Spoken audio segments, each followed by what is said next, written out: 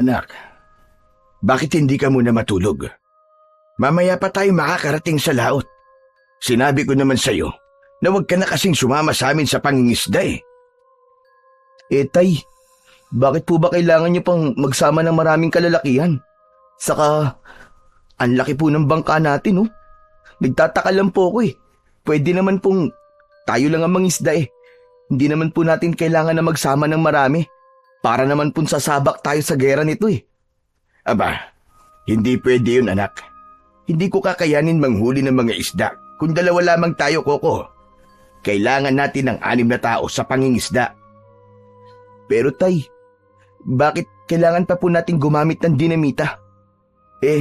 Paano po kung mahuli po tayo ng mga Coast Guard? Di huli po tayo. Makukulong tayo nun.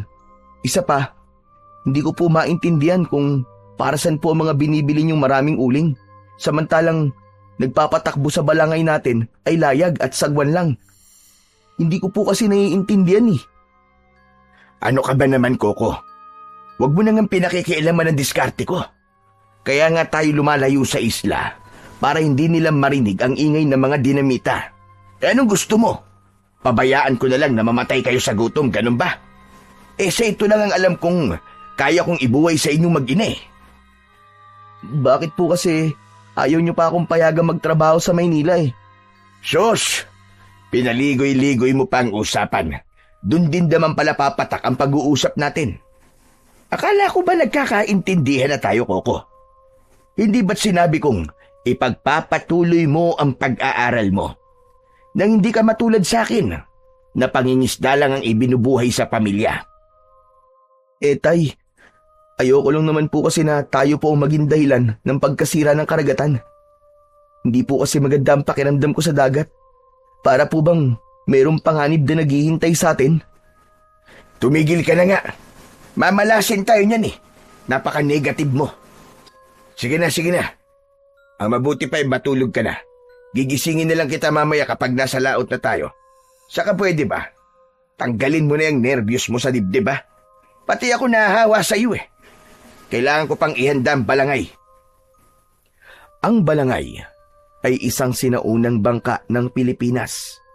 Nakilala bilang isa sa mga pinakamatandang uri ng sasakyang pandagat sa ating bansa. Gawa ito sa kahoy, karaniwang mula sa malaking punong kahoy, gaya ng lawaan o ipil. Pinagdudugtong gamit ang dowels. Ang dowels ay mga maliliit na patpat o silindrong kahoy, plastik o metal na ginagamit bilang pagdugtong o pampalakas sa paggawa ng muebles, kahoy na struktura o iba pang mga bagay. Kasama ang suporta ng tali, hindi ginagamitan ng pako, kaya mas matibay sa tubig alat. Mahaba at malapad, maaaring umabot ng 15 hanggang 25 metro ang haba at makakasakay ang 40 tao o higit pa. Minana pa yun ng kanyang ama sa lolo nito noong 1970. Pinaandar ito sa pamamagitan ng sagwan at layag. Gawa sa hinabing tela o dahong karaniwang abaka o buri. Kapag hinipa ng hangin, ito ang nagtutulak sa balangay upang gumalaw ng mas mabilis at mas malayo nang hindi masyadong gumagamit ng sagwan. Depende yun sa direksyon ng hangin o lakas ng agos. Sa ngayon ay bihira na ang mga ganitong mga sasakyang pandagat. Kaya naman, sa kanilang baryo, ang kanyang amang si Mang Ramon na lang ang may ganong sasakyan. Nagamit na rin noon ng mga ninuno nito ang balangay sa paglalakbay, kalakalan at pakikipagdigma sa kapwa-pulo. Pero sa ngayon ay ginagamit na lamang nila ito sa pangingisda. Kaya lang, ang gawain ng kanyang ama ay iligal. Nanghuhuli ito ng isda sa pamamagitan ng pampasabog o dinamita. Kaya hindi maiwasan ni Coco ang hindi mag-alala sa tuwing nangingisda ang kanyang ama. Kaya sumama siya rito dahil palagi siyang nag-aalala. Umalik sa kasalukuyan ang nag-iisip na diwa ni Coco nang marinig nila ang mga sigaw ng mga lalaking kasama nila sa balangay. Tay, nagkakagulo po mga kasama natin! Aba, bakit kaya? Diyan ka lang anak ah. Hindi na hinintay pa ni Mang Ramon na sumagot ang kanyang anak na si Coco. Nagmamadali na itong sumilip sa tubig. Kaya naman, naisip ni Coco na tignan ang paligid, pati na rin ang laot. Nagtataka siya kung bakit kakaiba ang galaw ng tubig. Ganon din ang paghampas ng malalaking alon sa kanilang balangay. Lumamig bigla ang simoy ng hangin. Sumisipol na parabang isang banta na merong panganib na parating. Sa tulong ng maliwanag na sikat ng buwan, ay malinaw niyang naaaninaw ang nangyayari sa paligid. Mas lalong lumakas ang sigawan ng mga tao. Kulang na lang ay itaob ang kanilang sasakyang pandagat.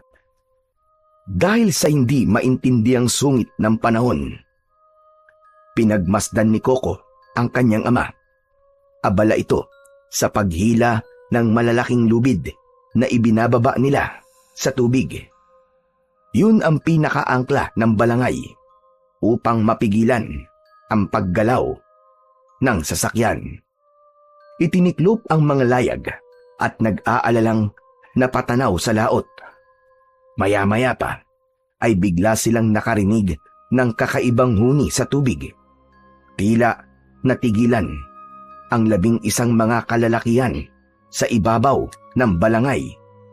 Bigla rin ang pagtigil ng paghampas ng alon at nawala rin ang lakas ng hangin. Ngunit ang kakaibang huni ay nanatili. Dala ng pag-aalala ay lumapit si Coco kay Mang Ramon. Tay, ano po nangyayari? Hindi ko alam anak kung bakit biglang nagkaganyan ng panahon. Wala namang bagyo. Hindi rin ako sigurado kung bakit biglang nagbago ang ihip ng hangin. Lumakas ang alon at halos ilubog ang ating sasakyan ng malalaking ipo-ipong tubig. Sa tingin ko anak, nasa ibang direksyon tayo ng laot. Ngayon lang po nagkaganito ang dagat, Taya. Oo anak, tama ka. Ang alam ko, isa yung masamang pangitain o babala ng dagat para sa atin. Kung ganun po, Tay, kailangan na po natin bumalik sa bahay. Huwag na po tayong tumuloy, Tay. Kanina ko pa po talaga nararamdaman na parang kakaiba po ang paligid eh. Umalis na po tayo rito. Umuwi na po tayo. Hindi na natapos pa ni Coco ang kanyang mga sasabihin nang biglang sabay-sabay na namatay ang kanilang mga gasera. Nasira ang mga taklob nito at napuno ng pag-angil ang paligid. Isang kakaibang tinig ang kanilang narinig. Para bang nakakonekta sa kanilang puso. Ramdam na ramdam niya ang paggalaw ng kanilang balangay. Biglang sumigaw si Mang Ramon. Tila kampana yun sa kanyang pandinig dahil bakas ang takot sa boses ng kanyang ama. Mga kasama, ibaba mga sibat! Ihanda ang batong apoy! Bilisan nyo! Nariyan na sila! Tay, sino sila? Ano po sinasabi nyo? Mga isda anak. Maraming isda. Mayaman na tayo kapag nakahuli tayo ng kahit isa lang. Hindi maitago ang kaligayahan sa muka ng kanyang ama. Samantalang ang iba naman nilang kasamaan ay bakas ang takot at pag-aalala. Kaya hindi niya maintindihan kung bakit bigla rin ang kabang bumundol sa kanyang dibdib. Parang merong kakaiba na nangyayari sa paligid. Pumalingaw-ngaw ang tunog ng pagbagsak ng batong apoy. Lumiwanag ang paligid dahil sa ningas ng mga bato na inihulog sa tubig. Yun marahil ang dahilan kung bakit maraming uling ang nagagamit ng kanyang ama sa tuwing naglalayag at nangingisda ito. Ang batong apoy ay isang pandigman sandata na itinutulak ng tao sa loob ng ilalim ng balangay bago ipapagulong pabagsak sa tubig. Dala ng pagtataka ay napatakbo si Coco sa gilid ng balangay at tinignan niya kung bakit ganun na lamang ang pagkakagulo ng mga taong kanilang kasama. Dahil anino lang ang nakikita niya sa tubig. Alam niyang kakaiba ang mga ulo na nakalitaw sa ibabaw ng tubig. Hindi yun mga isda, kundi pare ring tao na nakaabang sa pagbagsak ng mga bolang apoy. Ko, ano to? Ano kaya mga nakikita kong to? Mga isda kaya to? Imposible namang may ulo sila na parang tao. Coco, umalis ka sa gilid ng balangay. Huwag mo silang titignan. Sa pagharap ni Coco sa kanyang ama, ay nakita niyang nagkakagulo ang mga tao. Kanya-kanya ng dala ng mga sibat at bato na may nagbabagang apoy. Inaasinta nila ang mga nilalang na nasa tubig. Lahat ay hindi malaman ang gagawin. Hindi makagalaw si Coco dahil hindi niya naiintindihan ang mga nangyayari. Sa muling paggalaw ng balangay, ay nawalan ng balanse sa katawan si Coco. Bumagsak siya sa sahig, kasunod ng pagtama ng matulis na bagay sa kanyang likod. Gumuhit ang sakit sa kanyang kalamnan. Naramdaman niya ang tila tinik na dahan-dahang bumabaon sa kanyang laman. Halos kapusin siya ng kanyang paghinga. Mabuti na lang at merong isang anino na biglang pumasok sa loob ng kanilang bangka. Inalaban nito ang nilalang na tumusok sa kanyang likod. Yun marahil ang dahilan kung bakit biglang nagkagulo ang kanilang mga kasamahan. Isa lang ang ipinagtataka ni Coco. Ang hindi maintindiang pag-angil ay hindi huni ng isda, kundi huni ng mga halimaw na nakatira sa dagat. Kaya natitiyak niyang kakaiba ang nilalang na biglang sumalakay sa kanilang sasakyan. Napansin ni Coco na nakikipagpambuno sa nilalang ang aninong tumulong sa kanya. Dahil madilim, hindi niya matiyak kung anong klaseng nilalang ang nagligtas sa kanya. Nanlalabo na rin ang kanyang mga mata. Biglang naparalisa ang kanyang buong katawan. Tila ba may lason na pumasok sa kanyang sugat. Habang si Mang Ramon naman ay abala sa pakikipaglaban sa aninong nakikita niya sa ibabaw ng balangay. Hugis tao at sa pagdako ng kanyang paningin sa kalahating katawan ng nilalang ay bigla naman siyang nawalan ng malay. Hindi na niya alam ang mga sumunod na pangyayari. Kinabukasan ay nagising ang natutulog na diwa ni Coco sa malakas na boses ng mag-asawa. Nagtatalo ang mga ito sa labas ng kanyang silid. Galit na galit ang kanyang inang si Aling Sinaida sa nangyari sa anak. Tigilan mo na nga ako, Sinaida. Abay, nangyari na eh. Wala na tayong magagawa ron. Ang mahalaga, walang nangyaring masama sa anak natin. Ang hirap kasi sa'yo, palagi mo nalang pinalalaki ang gulo. Pambihira ka naman, oo. Ginawa ko naman ng lahat para maiuwi siya ng ligtas dito. Eh, ano pa bang nirereklamo mo? Ngunit mas nangibabaw ang malakas na boses ng kanyang inang si Aling Sinaida. Sinabi nito na itigil na ang pangingisda at maghanap na lamang ng ibang pagkakakitaan. Pero mas lalong nagalit si Mang Ramon. Nagdabog pa ito sa asawa. Kaya kahit masakit ang katawan ni Coco, ay bumangon pa rin siya at bumaba ng kanyang katre. Nakita niyang may benda ang kanyang dibdib. Makirot ang sugat niya sa likod. Ngunit pinilit niya na maglakad. Habang naririnig pa rin ang pagtatalo ng kanyang mga magulang. Wala kong ibang alam na trabaho, Sinaida. Alam mo yan. Nakilala mo ko, mangingisda na ako. Kaya wag mo kong uutusan sa diskarte ko sa buhay. Ayoko lang na makaranas kayo ng gutom. Kahit 18 taong gulang na ang anak natin, ang gusto ko, galing pa rin sa mga pinaghirapan ko ang ipapakain ko sa inyo. Kaya kung maaari lang, Zenaida, ayoko na itong pag-usapan pa kahit kailan. Basta ang alam ko, nakaligtas kami ng anak mo. Tapos, magpasalamat na lamang tayo at wala talagang nangyaring masama sa amin. Pambihira ka. Kaya aga-aga, pinapainit mo ang ulo ko. Hindi na narinig pa ni Coco na sumagot ang kanyang ina. Napuno ng katahimikan ang paligid, habang ang maririnig na lamang ay ang langit-ngit ng ingay ng saig sa ilalim ng kanyang talampakan. Dahan-dahan ang kanyang pagakbang papalapit sa nakasarado niyang pintuan.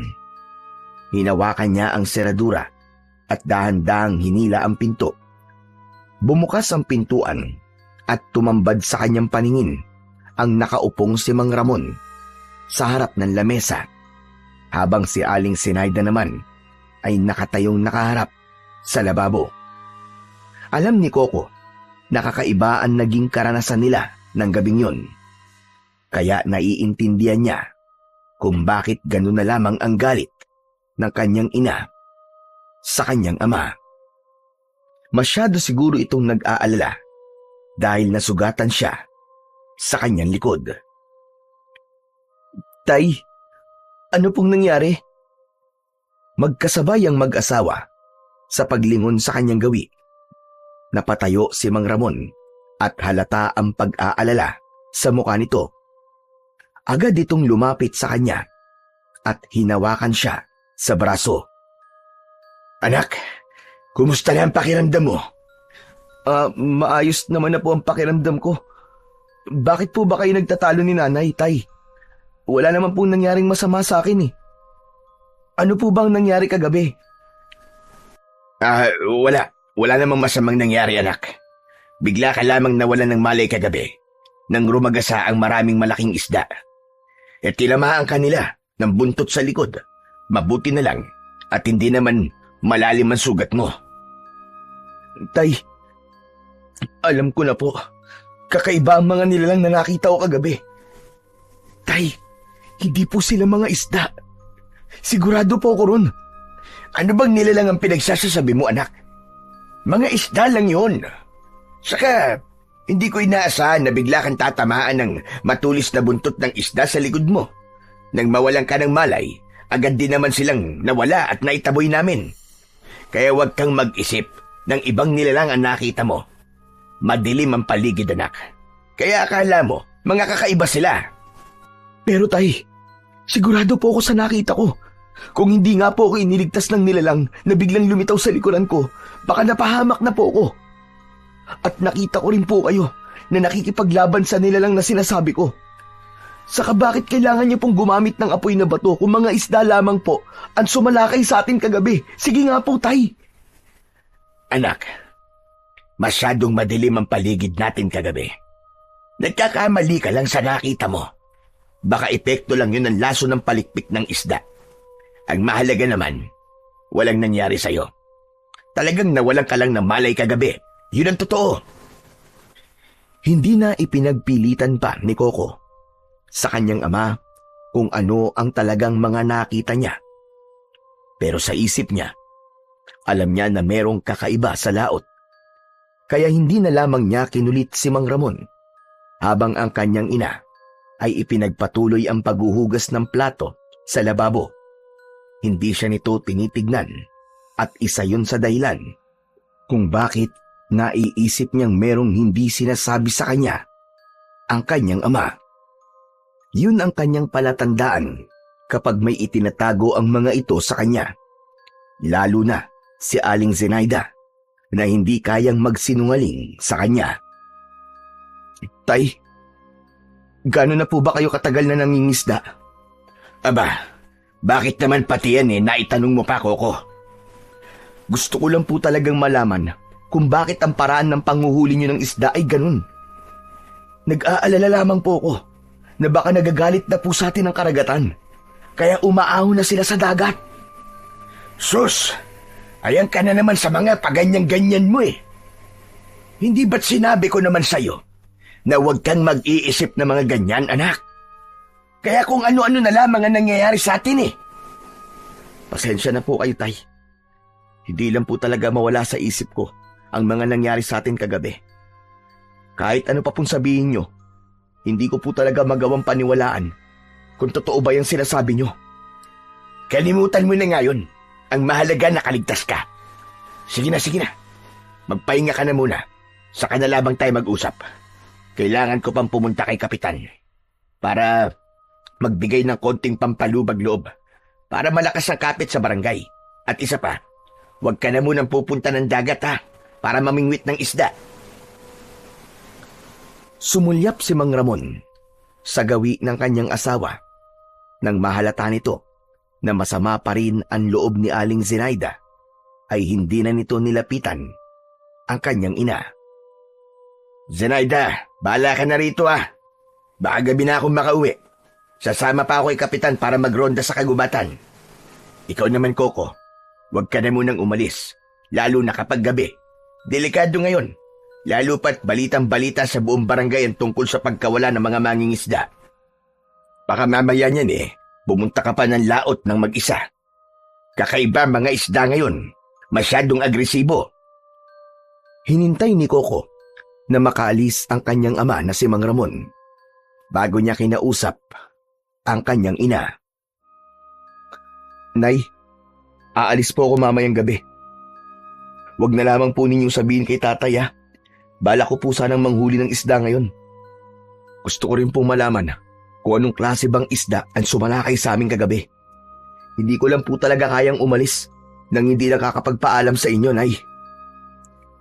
Napabilis ang pagharap sa kanya ni Aling Zenaida dahil sa kanyang mga sinabi. Bumakas sa mukha nito ang pag-aalala. Hinawakan nito ang kanyang mga kamay at nakiusap na wag na siyang pumunta sa dagat. Hindi raw nito kaya kung merong mangyayaring masama sa kanya. Lalo pa at yun ang mahigpit na bilin ng kanyang ama. Nay, dati ko naman po itong ginagawa kapag wala si tatay. Bakit ngayon po bigla kayong nagkakaganyan? Nay, may alam po ba kayo sa mga nangyari sa amin kagabi? Ang totoo po, hindi ako naniniwalang mga isdang umatake sa amin kagabi. Sigurado ako na merong inililihim sa akin si tatay. Lumikot ang mga mata ni Aling Zenaida at binitiwan nito ang kanyang mga kamay. Nakiusap ito na kung maaari ay wag na siyang tumuloy sa laot para mangisda. Hindi raw nito alam ang totoong nangyari sa kanila sa laot. Basta't ang alam daw ng kanyang ina ay umiiwas daw muna siya sa dagat. Pasensya na po pero hindi po ako mananahimik lang sa isang tabi, Nay. Sige po, magpapahinga na lamang po muna ako sa kwarto ko. Bakas ang pag-aalala sa mukha ni Aling Zenaida. Gusto pa sana nitong magsalita pero tumalikod na si Coco. Ngunit sa isip niya ay hindi siya maaaring manahimik hanggat hindi niya nalalaman kung ano ang mga nilalang na nakita niya kagabi. Kaya naman, sinamantala ni Coco ang pagkakataon para makapunta sa laot. Sa bintana siya dumaan para isipin ng kanyang ina na nagpapahinga lamang siya sa kanyang silid. Kailangan kong umalis habang wala si tatay para makabalik kagad ako sa bahay. Teka, magdadala na lang ako ng kawil para kung sakaling mahuli ako ni tatay ay meron akong maidadailan kung bakit ako nagpunta sa dagat. Tama, yun na lang ang gagawin ko. Maingat na bumaba ng bintana si Coco. Magaan din ang paghakbang niya papalayo sa kanilang bahay. Habang tinataak ang daan papunta sa dalampasigan ay panay pa rin ang linga niya sa paligid. Kailangan niya munang dumaan sa maliit na kubo para kunin ang sagwan at ang kawil. Pagtapat niya sa pinto ay sumulyap muna siya sa kanilang bahay bago tuluyang pumasok sa loob ng kubo. Sumalubong sa kanyang pang-amoy ang malansang singaw ng kubo. Ganon din ang malaking drum na merong butas-butas na bilog ang takip. Kulay asul yun na ngayon lamang niya nakita. Ngunit hindi niya yun pinansin. Ipinagpatuloy niya ang pagkuha sa kanyang mga gamit. Nang maihanda na niya ang mga gagamitin sa pangingisda, ay maingat niyang isinara ang pinto. Saka malalaki ang hakbang ng paa na pinuntahan niya ang pangpang ng dagat, kung saan ay naghihintay naman sa kanya ang maliit na bangkang demotor. Mabilis ang kanyang pagsakay sa bangka, sabay hila sa makina ng sasakyan. Umalingaw-ngaw ang tunog ng makina sa kanya mabilis na pinaandar. Bumundol ang kaba sa kanyang dibdib dahil ngayon lamang siya tumakas sa kanyang ina. Ngunit mas nanaig ang kagustuhan niyang malaman kung ano ang nakita niya ng gabing yun. Pagkalipas ng 1 oras na paglalayag, ay alam niyang nasa gitna na siya ng dagat. Kaya naman, sinubukan niyang ibaba ang kawil para manghuli ng isda habang naghihintay na makakita ng kahina-hinalang kilos sa karagatan.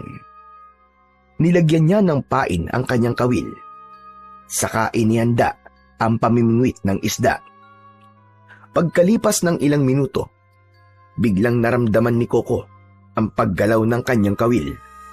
Tila merong humila na isda sa kanyang hawak na kawayan. Ang kawil na gamit ni Coco ay gawa sa nylon o PC. Nakatali yun sa bilog na kawayan na kasinlaki lamang ng daliri ng kamay. Kaya naman, mabilis niyang itinaas ang kanyang kawayan. Pag-angat niya, ay nagulat siya sa kakaibang isda na pumatak sa kanyang bangka. Pakawag-kawag ang matingkad na kulay asul na isda, hanggang sa biglang huminto ito sa paggalaw. Diyos ko! Anong klaseng isda to? Ngayon lang ako nakakita ng ganitong klaseng isda. Teka, hindi naman to tambakol. Hindi rin naman lapo-lapo. At lalong, hindi rin naman bangus. Anong uring isda to? Nanlalaki ang kanyang mga mata na nakatingin sa makintab na kulay asul na isda na pumasok sa kanyang bangka. Dahan-dahan niyang hinawakan ng isda at hindi na yon gumagalaw. Habang ang kawil ay nasa bibig pa rin ito. Saktong natanggal ang kawil sa bibig ng isda. Biglang lumakas ang ihip ng hangin. Lumakas din ang alon ng dagat na halos itaob na ang kanyang sinasakyang bangka. Ganon din ang naramdaman niya kagabi nang sinalakay sila ng mga nilalang. Bumundol ang kaba sa kanyang dibdib, kasabay ng pagdagundong ng ingay ng kulog at kidlat sa kalangitan, kasunod ng pagpatak ng ulan sa kanyang bangka. Kaya naman, napilitan na siyang paandarin ang makina ng bangka para makaalis na kagad sa lugar na yun, habang ang isda ay nasa kamay niya pa rin. Pagkalipas ng 1 oras, ay ligtas naman siyang nakauwi sa kanilang bahay. Walang ulan at wala rin ang malakas na hangin. Pambihira naman, oo. Akala ko pa naman makikita ko na ang mga nilalang na sumalakay sa amin kagabi. Parang pinauwi lang ako ng ulan kanina. Ay nako, siguro dahil na rin dito sa nahuli ko. Parang kakaibang isda eh. Teka, kailangan malinisan ko to. Mukhang masarap naman ang lasa ng kakaibang isda na to eh. Sayang, at namatay lang. Hindi mo na umuwi sa kanilang bahay si Coco. Diretso siya sa maliit na bahay na ginawa nilang tambakan ng mga gamit nila sa pangingisda. Balak niyang linisin muna ang isda bago umuwi. Pagpasok niya sa maliit na kubo, ay agad niyang nilapitan ang maliit na lababo. Dati nilang bahay ang kubo na yon, bago sila lumipat sa malaking bahay. Habang inihahanda niya ang isda, ay meron siyang kakaibang nararamdaman sa loob ng kubo. Pakiramdam ni Coco ay merong nakatingin sa kanya. Kaya naman, panay ang linga niya sa kanyang paligid. Ngunit wala naman siyang napapansin na ibang taong naroroon, maliban sa nag-iisang drum na nakatayo sa gitna. Baka guni-guni ko lang yun. Ang mabuti pa, simulan ko na lang ang paglilinis ng isda. Kesa naman, masayang to at itapon lang. Muling sinulyapan ni Coco ang hawak niyang isda at sinimulang hiwain ang tiyan nito. Sa kanya inilabas ang mga bituka ng kulay asul na isda. Ngunit bigla siyang nagulat dahil ang matingkad na kulay asul na isda ay naging kulay itim. Nawalan ng buhay ang kulay nito. Hindi siya makagalaw at hindi niya maipagpatuloy ang kanyang ginagawa. Gumapang ang takot sa kanyang katawan at bigla siyang nag-alala sa itsura ng kakaibang isda na nahuli niya. Naknang! Ano to? Paano nangyari yun? Diyos ko! Paano nagkaganito? Nawala ng kulay ang isda. Ano ba talagang klaseng isda to? Huwag ko na lang kayang kainin to. Baka mamaya may lason pa to't mamatay ako. Akma na sanang itatapon ni Coco ang isda nang maramdaman niya sa kanyang mga kamay ang matigas na bagay sa loob ng bituka ng isda. Dali-dali niyang binuklat ang bituka at nalantad sa kanyang paningin ang kakaibang kulay berdeng bato. Sa isip niya ay isang uri yun ng diamante na kung tawagin ay emerald. Matagal niya ng pangarap na makakita ng ganong klaseng bato dahil maaari na silang makaalis sa lugar na yon at matitigil na ang kanyang ama sa iligal nitong pangingisda. Pero hindi rin niya lubos maisip kung paanong nagkaroon ng emerald sa bituka ng kulay asul na isda. Dala ng matinding pagkasabik ni Coco na malaman kung totoong emerald yon ay pinagmasdan niyang mabuti ang bato sa ere. Sinipat niya to sa liwanag at kumislap sa kamay niya. Ano kaya kung gawin ko na lang tong kwintas? Pero hindi pwede. Kailangan namin ng pera ngayon para makaalis na kami sa lugar na to. Diyos ko, kapag nagkataon, mayaman na kami. Jackpot! Habang abala si Coco sa pagsipat ng bato sa ere, ay bigla siyang nakaramdam ng sakit, pagkapaso at malakas na kuryenteng gumapang sa kanyang katawan. Nabitiwan niya ang bato at bumagsak yun sa lupa. Pero ang sakit ng pagkapaso ay tila nararamdaman pa rin niya sa kanyang mga kamay. Biglang nanginig ang kanyang tuhod. Nagtataka siya sa kanyang naramdaman. Tila ba merong bumalot na malakas na bultahe ng kuryente sa kanyang katawan. Sinundan niya ng tingin ng bato at naghanap siya ng basahan na magagamit niyang pansapin para damputin ang bato. Dala ng takot ay maingat niyang kinuha ang bato. Gamit ang nakuhang basahan ay inilagay niya yon sa kanyang bulsa. Umaasa pa rin siya na ang batong nakuha niya ay isang emerald.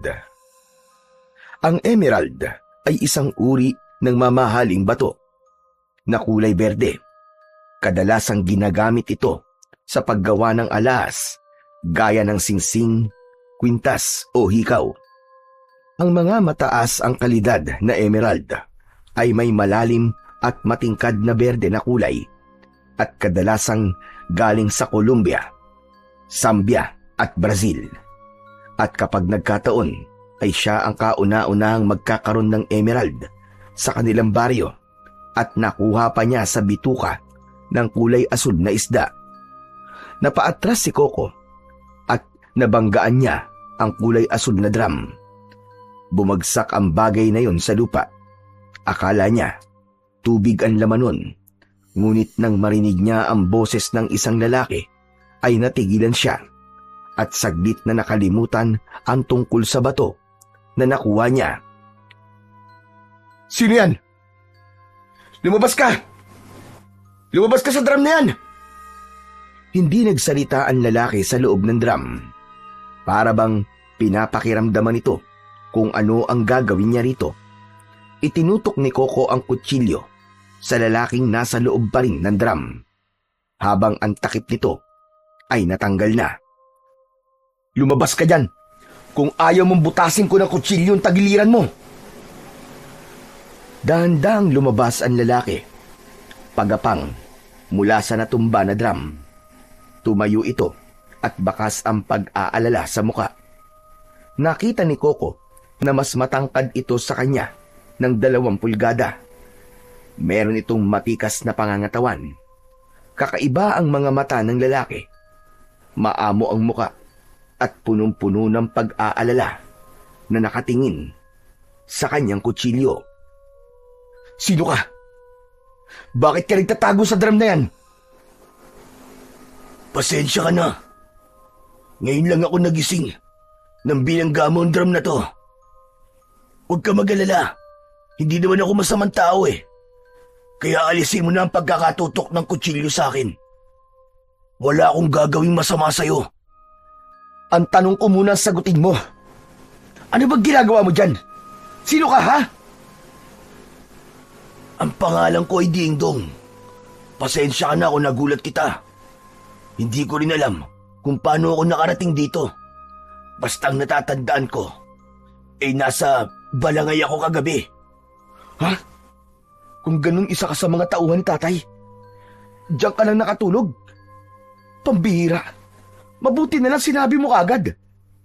Iisipin ko sana na magdanakaw ka eh. Ha? Hindi ako magdanakaw. Maniwala ka. Wala akong gagawing masama.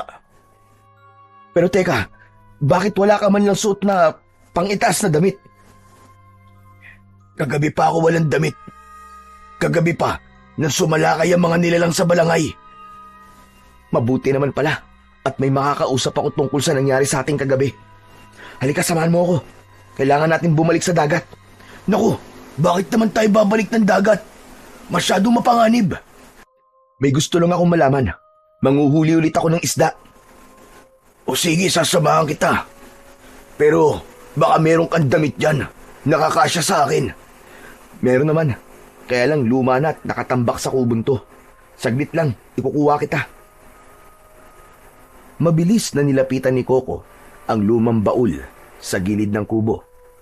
Napapatungan yun ng isang sakong lambat, kaya kinailangan pa niyang buhatin ang bagay na yun para makakuha ng damit sa loob ng baul.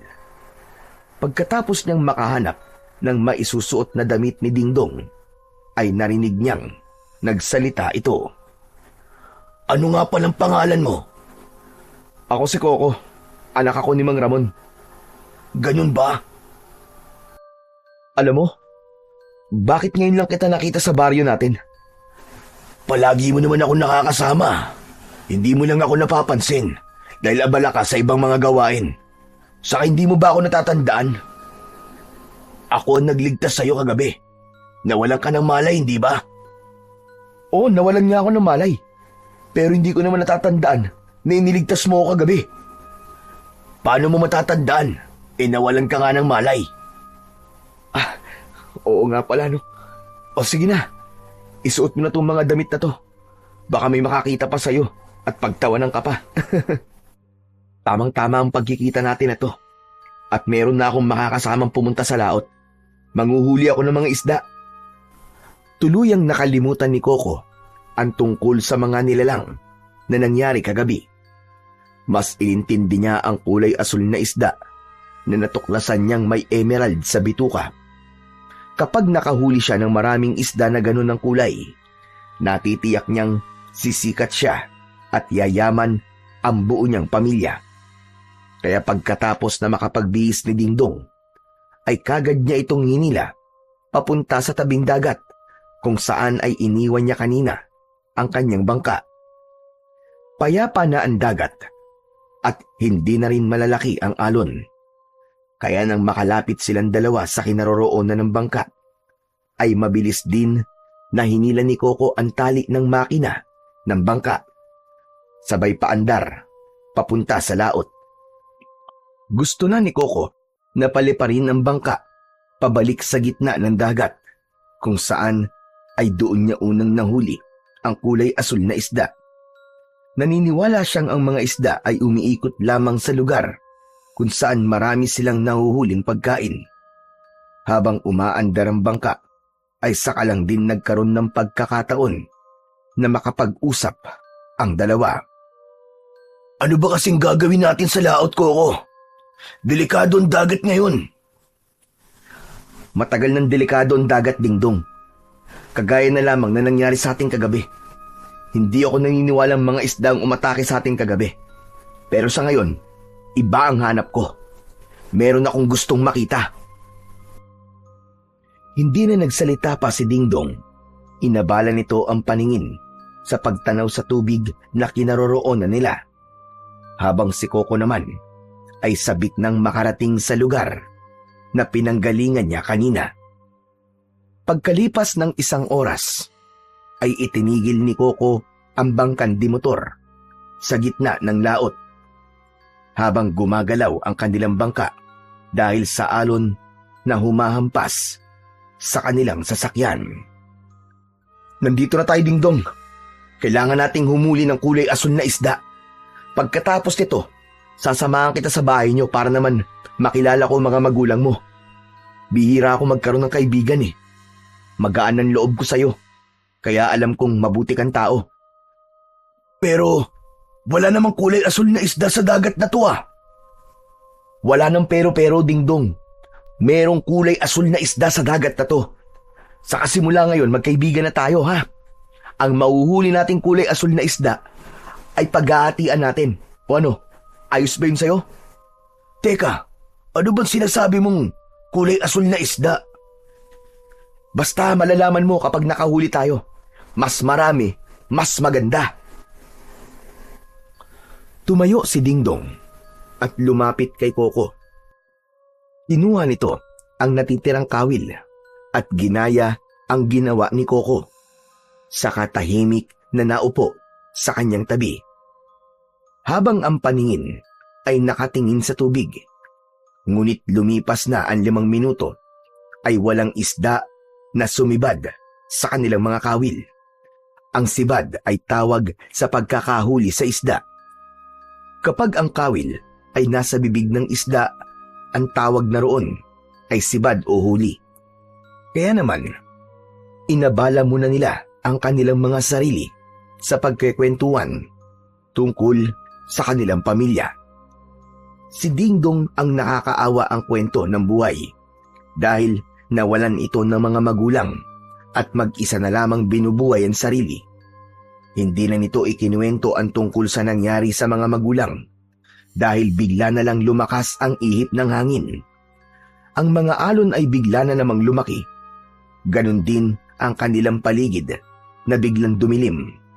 Imbis na matakot si Coco, ay parang natuwa pa siya dahil iniisip niyang senyalis yun na makakahuli ulit sila ng kulay asul na isda. Ngunit hindi yun ang nangyari. Pakiramdam niya ay merong nilalang na nasa ilalim ng kanilang bangka. Tumagilid yun. Kaya naman ay bumagsak si Coco sa gilid ng bangka. Napahampas ang kanyang tadyang, pati na ang kanyang puwet. Napaigik siya sa labis na sakit.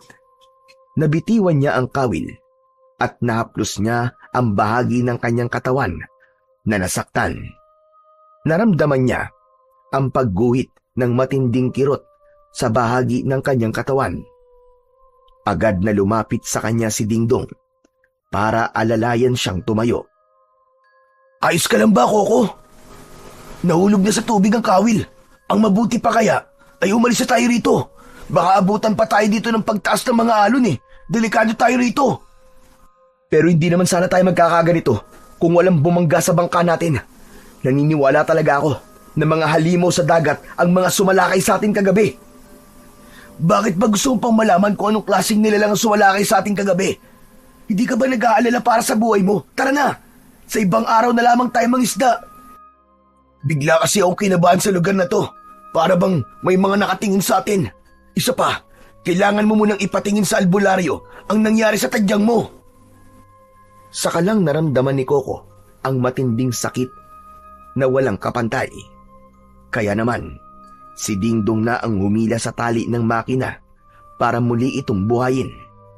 Nang umalingaw-ngaw ang ingay ng motor, ay tila nawala ang nilalang na bumangga sa kanilang bangka. Bakas ang pagkadismaya sa anyo ni Coco dahil wala silang huli na isda. Kapag nagkataon ay malalaman ng kanyang ama at ina na pumunta pa rin siya sa laot sa kabila ng pagtutol ng mga ito sa kanya. Panay ang buntong hininga ni Coco habang nakatingin sa likod ni Dingdong na siyang may hawak naman sa timon para sa kanilang direksyon pabalik sa Pangpang. Ang timon ay isang bahagi ng sasakyang pandagat na ginagamit upang makontrol ang direksyon ng bangka. Isa itong uri ng manibela. Maya-maya pa ay natatanaw na ni Coco ang malaki nilang balangay sa dalampasigan. Merong iilang kalalakihan na nag-aayos sa mga nasirang parte ng sasakyan. Pagkalipas ng ilang sandali ay narating na nila ang dalampasigan. Agad siyang inilalayang makababa ni Dingdong habang hindi naman sila napapansin ng mga kalalakihang nag-aayos sa balangay. Walang makapagsusumbong sa kanya sa kanyang ama na si Mang Ramon. Coco, may alam ka bang albularyong makakagamot sa bali mong tadyang? Hindi naman to nabali eh. Nabugbog lang siguro to. Grabe namang kamalasan na nangyari sa akin. Kung alam ko lang na magkakaganito ako, hindi na ako bumalik sa laot. Aray, ang sakit. Ikaw naman kasi tong gustong bumalik dun eh. Di ko nga alam kung bakit kailangan mo manghuli ng kulay asul na isda. Eh sa tagal ko nang nakatira sa lugar na to, eh wala pa naman ako nakikitang ganong klaseng isda. Oo na. Wala na kung wala. Nakakainis lang. Wala na nga nahuli. Nabalian pa yata ako ng tadyang, aray ko. Aray! Tara na. Ikaw na magturo ng direksyon ng daan papunta sa bahay ng albularyong gagamot sa'yo. Naalala ni Coco ang 60 taong gulang na albularyong si Lolo Toyo. Magaling ang matanda pagdating sa mga pilay. Konting haplos lang ng kamay nito ay agad na nawawala ang masakit sa katawan ng nagiging pasyente nito. Kaya alam niya na matutulungan siya ng matandang albularyo. Kaya lang naman Lolo Toyo ang tawag sa matanda ay dahil sa madalas nitong pagkikwento ng mga kababalagan na nangyayari nung sinaunang panahon at kabataan nito. Pati nga kwento ng ninuno nito ay alam pa ng matanda. Kaya sa panahon talaga nila ngayon ay iisipin ng iba na malaki na ang sira ng ulo ng matanda, kaya nga may toyo. Pero sa kabila naman ng lahat, ay marami pa rin ang naniniwala sa kakayahan at abilidad ng matanda sa panggagamot. Habang tinatahak nila ang daan papunta sa bahay ni Lolo Toyo, ay abala rin ang isip ni Coco tungkol sa kulay asul na isda. Gusto niya nang makahanap ng maraming asul na isda. Hindi siya makukontento sa isa lang dahil balak niyang humuli ng mas marami. Para kapag marami na siyang pera, ay tutulungan niya ang kanyang mga kababaryo na maghanap na lang ng ibang pagkakakitaan para hindi na kailangang gumamit pa ng mga dinamita para manghuli ng isda at hindi masira ang likas na yaman ng dagat. Kaya naman, hindi niya namalayan na nakarating sila sa bahay ni Lolo Toyo. Kagaya ng inaasahan, maraming tao sa labas ng bahay nito. Nakapila ang mga ito para magpagamot sa matanda. Lahat ay napilayan sa iba't ibang klasing mga dahilan. Ang mga nanggagaling naman sa loob ng bahay ni Lolo Toyo ay masaya ang muka dahil napagaling sila ng matanda. Bukod pa roon, ay nakita niyang merong mga tapal na dahon ang mga ito sa bahagi ng katawan na merong pilay. Maya-maya pa ay biglang nagsalita si Dingdong. Ikaw na lang ang pumasok sa loob ng bahay ng albularyo. Maraming pasyente. Makakasikip lang ako. Hihintayin na lang kita rito. Sigurado ka ba? Pwede ka naman umuwi na muna. Paano ka naman makakapaglakad ng maayos kung wala kang alalay? Isa pa, sabi mo kanina magkaibigan na tayo, di ba? Kaya magmula ngayon, wala nang iwanan. Sanggan dikit na tayo. Sabay angat ni Dingdong ng kamao na para bang nakikipag-appear kay Coco sa pamamagitan ng pagsuntok nila sa kamao ng isa't isa. Nakangitim pinagdikit nila ang mga nakakuyom nilang kamao bilang tanda ng simula ng kanilang pagiging magkaibigan. Maya-maya pa ay nagpasya na si Coco na pumasok sa bahay ng matanda habang paika-ika sa paglalakad. Iniwan niya ang bago niyang kaibigan na nakatayo sa labas ng balkonahe ng bahay ng matanda. Nilampasan niya ang mga nakapila sa hagdanan at diretso siyang pumasok hanggang sa sala ng bahay ni Lolo Toyo. Nakita niya tong nakaupo sa kawayang bangko habang abala sa paglalagay ng mga dahon sa lalaking nakaupo sa harap nito. May katabi ang matanda na lumang gasera na walang takip. Doon nito, inilalaib o itinatapat ang mga dahon para initin, saka ilalagay sa parte ng katawan ng may sakit. Pag nailagay na nito ang dahon, ay saka nito hinihilot ang pilay at makikita na namimilipit sa sakit ang lalaking nagpapagamot. Ilang minuto, pagkatapos na magamot ang lalaki, ay mapapansin sa mukha nito ang ginhawa. Ang pasyenteng hindi maayos makapaglakad ay biglang nakatayo nang hindi ginagamit ang saklay. Patunay ang saklay nito na nasa tabi ng lalaki. Dinampot at itinaas nito para ipakita sa kanila na magaling ang matanda at napagaling nito ang pilay ng lalaki. Napangiti si Coco sa husay ni Lolo Toyo, pero natigilan siya ng diretsyong napatingin sa kanyang gawi ang matanda.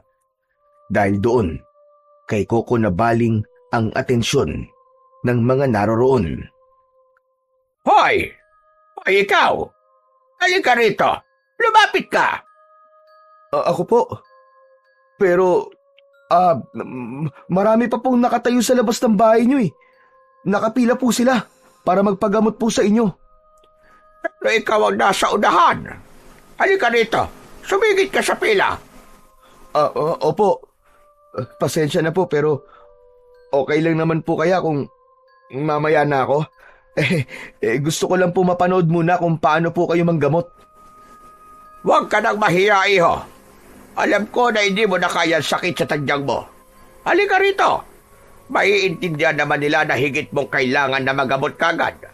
Sa katunayan, dito tayo sa loob ng silid na to para makita ko kung gaano kalaki ang pinsala sa katawan mo. Halika na. Mas malala ang kalagayan mo kaysa sa kanila. Wala naman po akong pinsala eh. Talagang masakit lang po itong tadyang ko. Tumayo si Lolo Toyo at lumapit sa kanya. Inalalayan siyang pumasok sa itinuturo nitong silid kanina. Kaya wala nang nagawa si Coco, kundi ang sumunod sa matandang albularyo. Naramdaman niya ang mainit na palad ni Lolo Toyo sa kanyang braso. Pagkatapos ay inalalayan siyang maglakad papalapit sa pintuan. Maya-maya pa ay pumasok na sila sa maliit na silid ng matanda. Tumambad sa kanyang paningin ang mga boteng maayos na nakahilera sa estante. Tila mga langisyon na ginagamit ng matanda sa panggagamot. Maupo ka muna sa gilid ng katre at ihahanda ko ang mga gagamitin kong panghilot sa iyo. Abang umuupo sa gilid ng katre ang binata, ay abala naman ang kanyang paningin sa paglibot ng tingin sa loob ng kwarto ng matanda.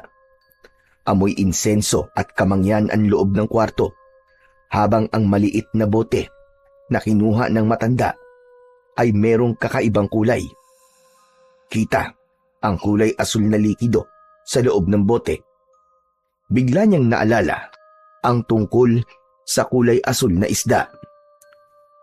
Sige na, hubarin mo na ang short mo. Nagmagabot na kita kagad. Marami ang naghihintay sa akin na pasyente sa labas. Bakit po kasi akong inuna niyo, Lolo Toyo? Dahil mahihirapan ako kapag hinuli pa kita. Kapag hindi ka agad nagamot yan, ay mahihirapan kang makapaglakad. Samantalang ang mga pasyenteng nakapila sa labas ay kita naman ang mga sakit. Hindi masyadong malala ang kalagayan nila. Kaya't sige na, para matapos na tayo kagad. Mahiga ka na sa katre. Bilisan mo! Dumapa si Coco sa katre ng matanda. Ibinaba nito ang kanyang short at sinimulan na nitong hilutin ang kanyang tadyang. Naramdaman niya ang madulas na langis sa kanyang balat. Saka ang haplos ng kamay ng matanda. Nakatulong yun para guminhawa ang kanyang pakiramdam. Pero bigla nitong idiniin ang kamay sa kanyang tadyang. Kaya napasigaw siya sa sobrang sakit. Dumako ang hilot ng matanda hanggang sa kanyang puwet. Kita mo na, umabot na ang pamamaganang yung tadyang hanggang sa puwet mo. Kung natagalan pa ito, baka hindi ka na talaga makalakad. Ano ba nangyari sa'yo? Umampas po kasi ako sa gilid ng bangka, Lolo Toyo. Bala ko po sanang manghuli ng mga isda. Hindi ko naman po alam na mayroong babangga sa bangka namin kanina. Pambihira naman ang kabalasan mo, iho. Hindi mo ba alam na maraming natatakot ngayon na pumunta sa dagat? Mabuti na lang at yan lang ang nangyari sa iyo. Bakit po, Lolo Toyo? Kagabi lang po. Galing po kami ni Tatay sa laot. Kaya ka nga nawalan ng malay, hindi ba? Kalat na kalat dito sa baryo ang mga nangyari sa inyo kagabi. Kaya nalaman ni Kapitan na meron pa ring mangingisda na matitigas ang ulo. Kung maaari, ikaw na magsabi sa tatay mo. Huwag muna kayong mangingisda sa dagat. Nagagalit na siguro ang mga nilalang na nakatira sa ilalim ng karagatan dahil sa walang habas na paggamit ng dinamita ng mga mangingisda. Kung ganun po ba, posibleng ang mga nilalang na umatake sa amin sa balangay ay hindi isda, kundi mga nilalang na napipinsala ng dinamita? Hindi pa naman ako sigurado sa mga sinabi ko. Kaya lang, kanina lang kaalis lamang ng mga tauhan ni Ramon. Lahat sila ay nagtamo ng kakaibang sugat na hindi naman kagat ng isang isda. Para bang nanggaling sa mapanganib na nilalang na matagal nang naninirahan sa dagat. Ano ho? Nilalang na matagal nang nakatira sa dagat? Kung ganun, tama ako sa mga hinala ko. Ang mga aswang na magindara, sila ang mga nilalang na nakatira sa dagat. Akala mo ba sa lupa lang may aswang? Hindi. Sa dagat, merong mga nilalang nakatumbas ng aswang sa lupa. Pero dahil kakaiba sila, inihahalin tulad sila sa mga halimaw dahil sa kakaiba nilang itsura at kakayahan. Napangiti si Coco dahil likas talaga sa matanda ang magkwento ng mga kababalaghan at kakaiba. Ngunit hindi yun nakaligtas sa paningin ni Lolo Toyo. Hindi ka ba naniniwala sa mga sinasabi ko? Ang tatay mo, alam niya ang tungkol sa mga magindara. Pangarap niya na makahuli ng ganong nilalang dahil maaari siyang yumaman kung sakaling mapatunayan na merong ganong halimaw sa dagat. Pero nakataya ang kanilang buhay. Hindi ba't napansin mo naman ang sandatang madalas nilang ginagamit? Kung bakit kailangan nilang gumamit ng uling para lang sunugin ang mga bilog na bato. Yun ang kontra sa mga aswang na magindara. Lolo Toyo, tapos yun na po ba akong gamutin? O sige na, tapos ka na. Teka, ako na magbabalik ng short mo para hindi ka mahirapan. Huwag ka munang magbubuhat ng mga mabibigat na bagay, ha? nang hindi bumalik at sakit sa tadyag mo. Huwag kang mag-alala. Hindi naman kita pipiliting maniwala sa akin. Ang mahalaga ay meron ka ng ideya sa nilalang na sumalakay sa inyo kagabi. Si Lolo Toyo ang umayos sa kanyang short dahil meron pa rin naman siyang nararamdaman na sakit. Pagtaas ng matanda sa kanyang salawal ay naramdaman niya na natigilan si Lolo Toyo. Meron itong nahawakan sa loob ng kanyang salawal. Saka lang din naalala ni Coco ang emerald na nasa bulsa niya na nakuha niya sa loob ng bituka ng kulay asul na isda. Teka, ano ba itong nakakapako sa bulsa mo? Iyan po ba? Nakuha ko po yan sa loob po ng bituka ng isdang nahuli ko kanina. Tingin ko nga po isa po yung emerald Patingin nga ako. Si Lolo Toyo mismo ang kumuha ng bato sa loob ng kanyang bulsa. Saka nakakunot ang noo na sinipat ang bato sa ere. Namutla ang matanda at bumakas ang takot sa anyo nito. Paano mo itong nahanap? Kung hindi ako nagkakamali, butya ito ng mahiwagang asul na isda. Tuluyang napatawid ng tayo si Coco nang makitang seryoso ang muka ng matanda. Hindi ito isang emerald na maaari mong ibenta, Coco, sapagkat isa itong makapangyarihan na magagamit mo laban sa kampo ng kadiliman. Isang mutya? Laban sa kampo ng kadiliman? Seryoso po ba talaga kayo sa sinasabi nyo? Oo naman. Hindi ginagawang biro ang tungkol sa mga may hiwagang bagay na to, lalo na kapag tungkol sa mutya. Sige, hawakan mong mutya. Biglang naalala ni Coco ang sakit na nararamdaman niya nang mahawakan niya ang bato. Nakaramdam siya ng sakit na malakuryente ang epekto sa kanyang kamay. Kaya sunod-sunod ang pag-iling niya at pagtanggi na hindi hawakan ng bato. Lolo Toyo, kayo na po magbalik ng bato sa bulsa ko. Nang mahawakan ko po kasi ang batong yan, ay naramdaman ko po ang sakit, parang napaso po ako sa apoy. Iyon ang patunay na isang ambutya na mahiwagang asul na isda ang nakuha mo. At naniniwala ko kaya mo na itong hawakan ngayon. Dahil nung una mo palang na mahawakan ang mutya na yan, ay lumipat na sa iyo ang kapangyarihan niyan. Ito na lamang ang sagisag ng magbibigay ng bisa sa iyong kapangyarihan. Kaya mahahawakan mo na ang mutya, walang duda. Sige, subukan mo. Iniabot sa kanya ni Lolo Toyo ang mutya. Kaya nanginginig ang kanyang kamay na kinuha niya ang bato sa kamay ng matanda. Totoo ang sinabi nito. Hindi na siya nakakaramdam ng kakaibang reaksyon mula sa mutya. Kaya nakumbinsi ang kanyang sarili na totoo ang sinasabi ni Lolo Toyo. Alam kong hindi magiging madali na paniwalaan ang mga sinasabi ko. Pero yun ang totoo. Kung hindi ako nagkakamali, ikaw ang pinili na mahiwagang kulay asul na isda. Kaakibat nito ang isang misyon na pipigil sa mga aswang sa dagat. Mararamdaman din nila na wala na ang mutya sa kanilang balwarte o teritoryo. Ang isda mismo ang lumapit sa iyo. Pero namatay po siya at kasalanan ko po yun. Yun ang sakripisyo ng isdang nagtataglay ng mutya, kapalit ng pangangalaga nila sa likas na yaman at tubig. Ang paglitaw ng mutya ng mahiwagang kulay asul na isda ay senyales ng nalalapit na pagkalat ng salot, sakuna at panganib na magdudulot ng kaguluhan sa mga tao. Paano niyo pong nasabi ang tungkol sa salot, Lolo Toyo? Iyon ang paraan nila ng pag-aasik ng lagim sa mga tao na sumisira sa kanilang tirahan. Marami ang madadamay. Marami ang mamamatay kapag nagpakita ang reyna ng mga aswang na magindara. Ang pagpapakita ng kulay asul na isda ay palatandaan ng masamang pangitain ng muling pagdanak ng dugo sa baryo ng San Sinukob. Biglang bumundol ang kaba sa dibdib ni Coco sa sinabi ng matandang albularyo. Hindi niya maiwasan ang hindi mag-alala sa kanyang mga narinig mula sa matanda. Umalis ang matanda sa kanyang harapan at lumapit ito sa lumang aparador.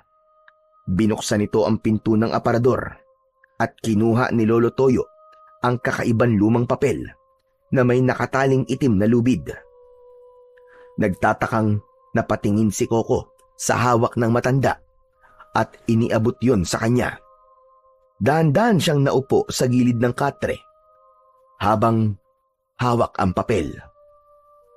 Teka, ano po ang bagay na to, Lolo Toyo? Isang bakas ng nakaraan at sandatang magagamit mo laban sa mga kampo ng kadiliman. Sige, tanggalin mo ang tali. Yan ang magpapatunay ng nakaraan na hindi ko makakalimutan. Maingat at pigil ang hinga na binuksan niya ang lumang papel na ibinigay sa kanya ni Lolo Toyo.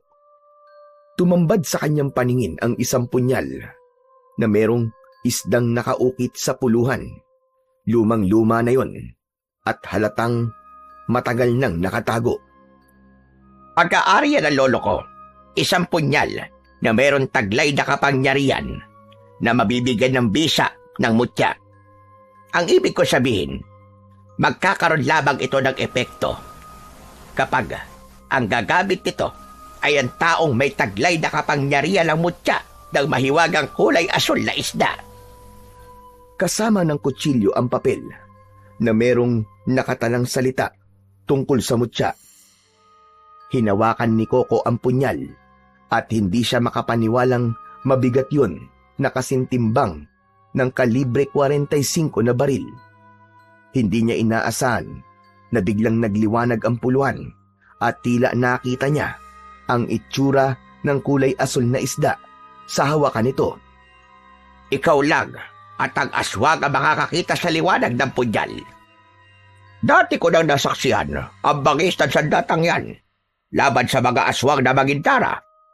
Alam ko ang kwento kung paanong lumaban ang mga halimaw at natalo sila ng kapangyarihan ng punyal na may bisa ng mutya ng asul na isda. Teka, sandali lang po, Lolo Toyo. Kanina pa po kasi natin pinag-uusapan ng tungkol sa aswang na magindara. Ano po bang klaseng nilalang sila? At ano po ang kanilang mga itsura? Ang magindara ay isang mitolohikal na nilalang mula sa alamat ng mga Bicolano. Dito sa baryo ng San Sinukob, kilala silang halimaw, isang sirena o engkanto ng dagat na inilalarawan bilang isang magandang babae mula sa bewang paitaas at isdang may buntot mula bewang pababa. Karaniwan, inilalarawan silang may mahabang buhok na ginagamit para makahuli o mambitag ng mga mandaragat o mangingisda. Matagal nang merong nawawalang mga mangingisda dito sa ating baryo. Ngunit walang naniniwala na ang dahilan ay ang mga aswang na magindara. Tanging si Ramon lang ang naniniwala sa akin. Sa kanya ka magtanong at patutunayan niyang totoo ang mga sinasabi ko. Kung alam po ni tatay, susubukan ko po siyang tanungin. Pero hindi po ba't merong kakayaan ng mga aswang na magindara? Oo, meron silang kakayahang umaawit ng nakakabighaning tinig upang akitin ang mga tao, katulad ng mga sirena sa iba't ibang alamat. Ngunit sa iba pang bersyon, si Magindara ay mapanganib. Dahil ang kanyang awit ay hindi lamang nakakaakit, kundi maaaring magdulot ng kapahamakan sa mga taong hindi nakakaiwas. Ang nagtataglay ng ganong kapangyarihan ay ang kanilang reyna na si Aleda. Walang iisang eksaktong itsura, pero kadalasan siyang inilalarawan na sirena na napakaganda, ngunit may aura ng panganib. Siya ang matindi mong magiging kalaban, maniwala ka. Kung maganda po siyang babae, mahihirapan nga po kung saktan siya. Walang puwang ang pagpapadala mo sa emosyon ng paghanga sa isang nilalang na kayang pumatay sa iyo. Kaya dapat handa ka sa paghaharap niyong dalawa. Nararamdaman ko ang nalalapit nilang pagbabalik dahil ginambala ng tatay mo ang kanilang tirahan para sa kanilang pansariling kapakinabangan. Ano pong ibig niyo sabihin, Lolo Toyo? Nararamdaman ng reyna na Magindara na si Alena na mayroong bagong tagapagmana ang mutya ng mahiwagang kulay asol na isda. Kaya mag-iingat ka. Kalakip ng papel ang misyon kung paano mo ililigtas ang baryo laban sa mapaghiganting mga nilalang. Kaya ko po ba talaga silang labanan gamit ang mutya, Lolo Toyo? Oo, Koko. Sapagkat hindi yan ipagkakaloob sa'yo ng isda kung alam niyang mahina ang bagong itinakda. Hindi siya magsasakripisyo ng buhay niya kung mahina ang kanyang pagbibigyan. Nahulog sa malalim na pag-iisip si Coco. Saka lamang niya naalala na marami pang pasyente na naghihintay sa kanila. Kaya naman, matapos na makapagpaalam si Coco sa matanda, ay mabilis siyang lumabas ng silid. Nakita nilang umaliwalas ang mga muka ng pasyenteng naghihintay sa kanilang paglabas. Ang mga napag-usapan natin, walang ibang dapat na makaalam. Makakaasa po kayo, Lolo Toyo. Marami pong salamat sa pagtulong niyo sa akin. Dahil sa panggagamot sa kanya ni Lolo Toyo, kahit paano, ay nagawa niyang makapaglakad ng walang nararamdaman na matinding sakit. Dumaan siya sa pintuan ng balkonay kung saan ay nilampasan niya ang mga naghihintay na pasyente sa matanda. Natanaw niya si Dingdong na matyagang naghihintay sa kanya. Nakangiti itong lumapit sa kanya. O ano? Kumusta na ang pakiramdam mo? Ayos na ako, Dingdong. Maginawa na ang pakiramdam ko. Kukunti na lang ang sakit.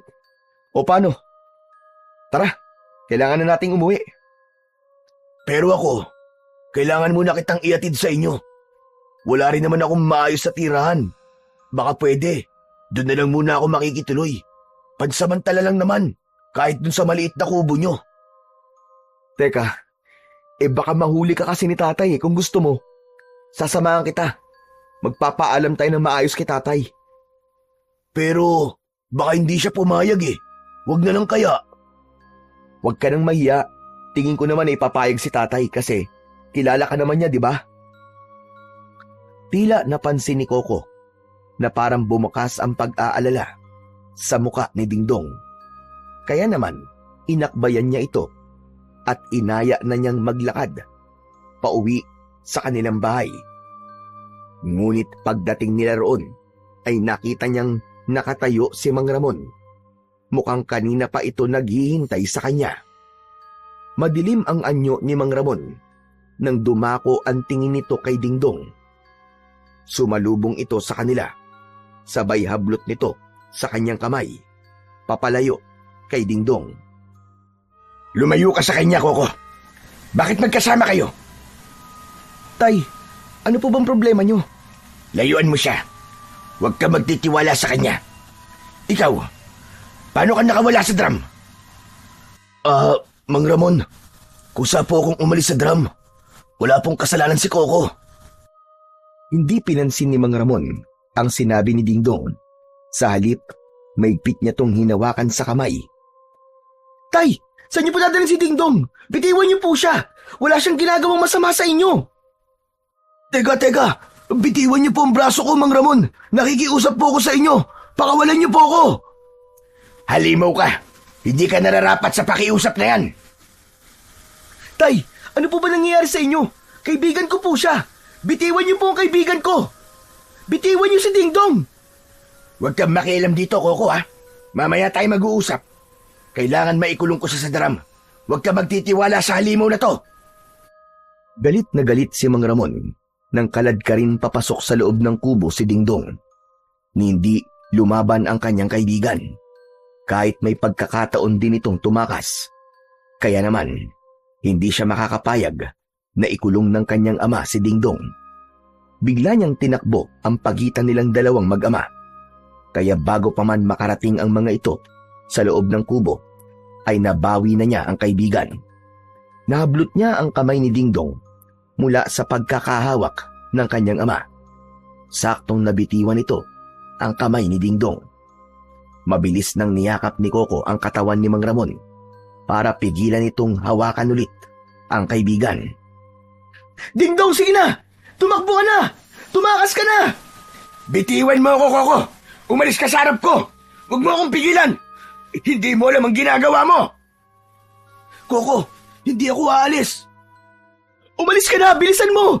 Hindi mo alam kung ano mangyayari sa'yo kapag hindi ka pa umalis. Hahanapin na lang kita. Sige na!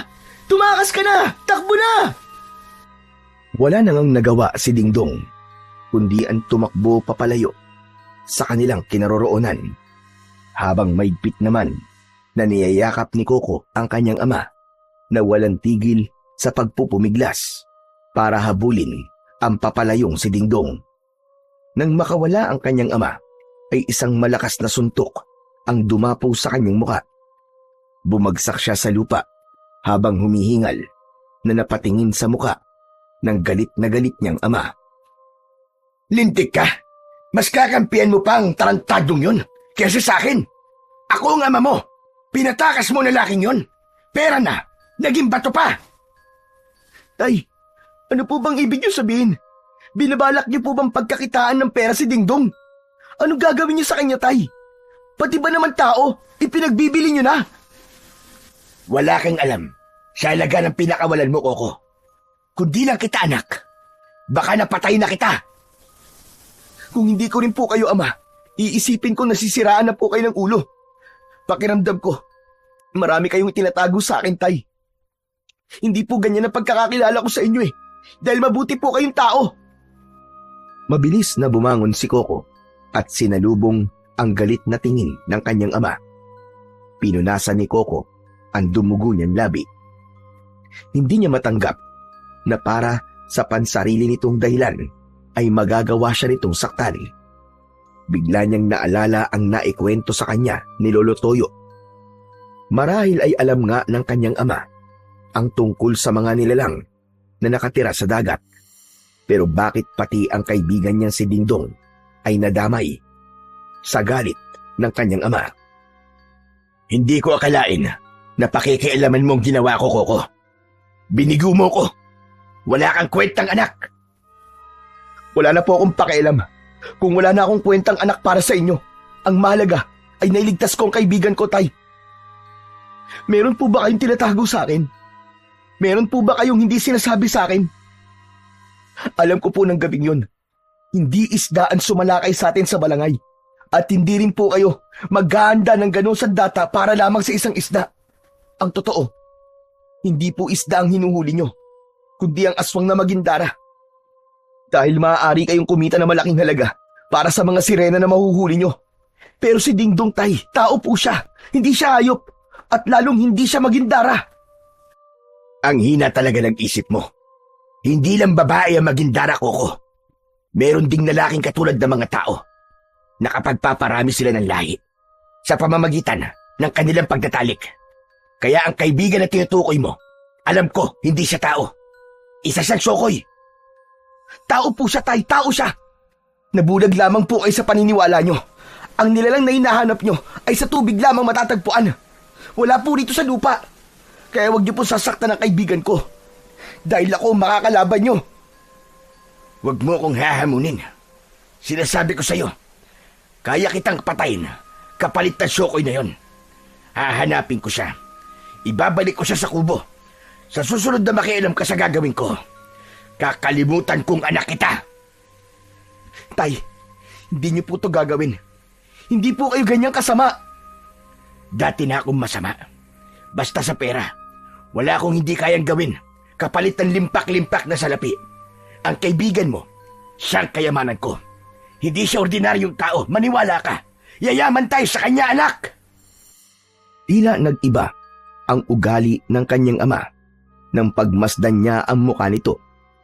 Kinilabutan siya sa kakaibang kilos ni Mang Ramon. Para bang naging ibang tao ito at tila merong kung anong malakas na enerhiyang sumanib sa katawan ng kanyang ama. Hindi na napigilan pa ni Coco ang pag-alis ni Mang Ramon. Tinahak nito ang daan kung saan dumaan si Dingdong Hindi siya nagdalawang isip. Hinabol niya ang kanyang ama para pigilan ito sa binabalak nitong gawin sa kaibigan niya. Tay! Tay, bumalik kayo! Huwag niyo itong gagawin! Nakikiusap ako sa inyo! Tay! Diyos ko, ano ba nangyayari kay tatay? Hindi na naabutan ni Coco ang kanyang ama at nawala na ito sa madilim na bahagi ng kakahuyan. Malakas ang kutob niyang susundan nito si Dingdong. Kaya naman, mas lalong nilakihan ni Coco ang hakbang ng kanyang mga paa. Kahit masakit ang katawan, ay wala na siyang pakialam. Ang mahalaga, maabutan niya si Mang Ramon at hindi ito magtagumpay sa binabalak nito. Pagkalipas ng ilang minutong pagtakbo, ay tuluyan nang nawala sa kanyang paningin ang kanyang ama hanggang sa makarating siya sa dalampasigan. Naramdaman niya ang buhangin sa kanyang talampakan. Walang bakas ng paa sa buhangin na magsasabing dumaan doon ang kanyang ama. Diyos ko, nasa na po si tatay? Huwag niyo po sanang paintulutang makagawa ng kasalanan si tatay. Tulungan niyo rin po ang kaibigan ko. Tulungan niyo po akong mahanap silang dalawa. Inilinga ni Coco ang kanyang paningin sa paligid ng dalampasigan. Ngunit wala ang kanyang ama. Tanging ang balangay lamang ang naroon. Ngunit walang ingay siyang naririnig na magsasabi na may tao sa loob ng sasakyan. Isang malalim na buntong hininga ang pinakawalan niya bago muling tumakbo para hanapin ang kanyang ama. Naramdaman niya ang punyal sa kanyang tagiliran, maging ang mutya sa kanyang bulsa. Naalala niyang naitabi niya ang mga sandata bago pa man siya makita ni Mang Ramon. Nasaan na kaya sila? Saan kaya nagtago si Dingdong? Akma na sanang aalis si Coco sa lugar na yon nang marinig niya ang galit na boses ng kanyang ama na inuutusan ang mga kasama nito na kailangang ihanda ang balangay. Mabilis na nagtago si Coco sa likod ng puno ng nyog. Mabuti na lang at nag-aagaw dilim at liwanag na ng mga sandaling yon. Umalingaw-ngaw ang malakas na boses ng kanyang ama sa katahimikan ng paligid, habang ang ingay ng hampas ng alon ay nagdulot naman ng kaba sa dibdib ni Coco. Sige na! Bilisan niyong kumilos! Hindi pa yun nakakalayo. Siguradong bumalik siya sa tubig. Kayo na maganda ng lantaka. Uubusin natin silang lahat. Diyos ko, bakit nila kailangan gamitin ang lantaka? Delikado yun sa mga corals. Hindi maaari. Marami ang mamamatay na isda. Talagang nasisiraan na ng ulo si tatay.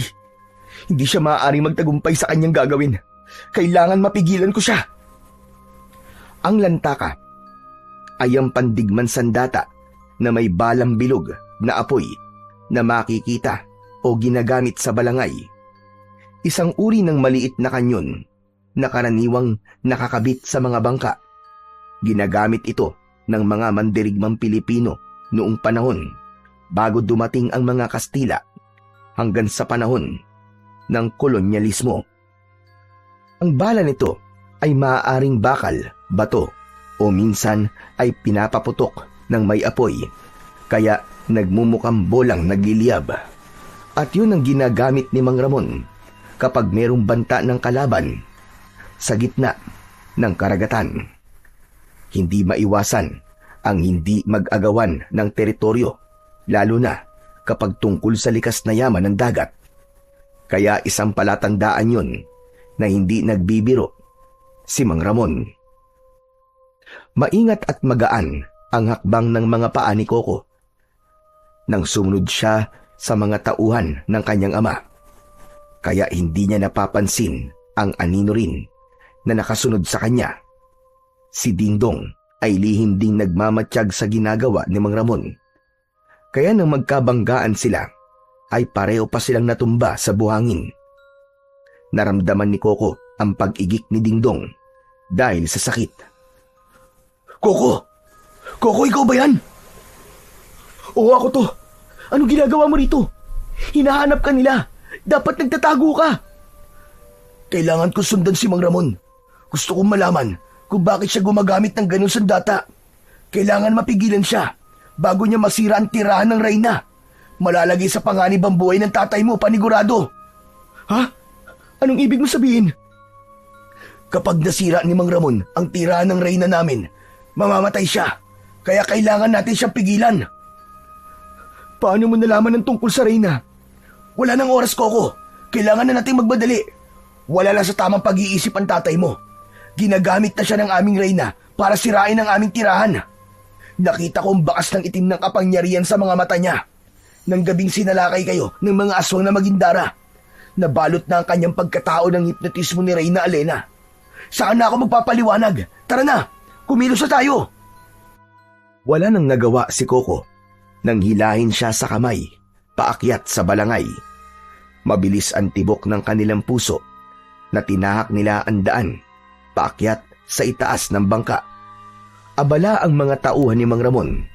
Kaya naman, hindi namamalayan ng mga ito na nakasakay na ang dalawang magkaibigan. Sa likod ng dalawang drum, nagtago ang dalawa habang pinakikiramdaman ang kanilang paligid. Maya-maya pa ay naramdaman nila ang malakas na paggalaw ng balangay. Indikasyong nagsisimula na silang maglayag papunta sa laot. Ang buong akala ni Mang Ramon ay bumalik si Dingdong sa dagat, kaya siguro naisipan itong bumalik sa laot. Umalingaw-ngaw ang tunog ng balangay habang naglalayag, kasabay ng malakas na boses ng kanyang ama.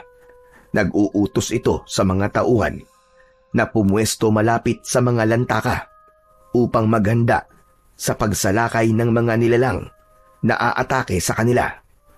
Habang sina Koko at Dingdong ay abala pa rin sa pagmamasid sa mga tauhan ng kanyang ama.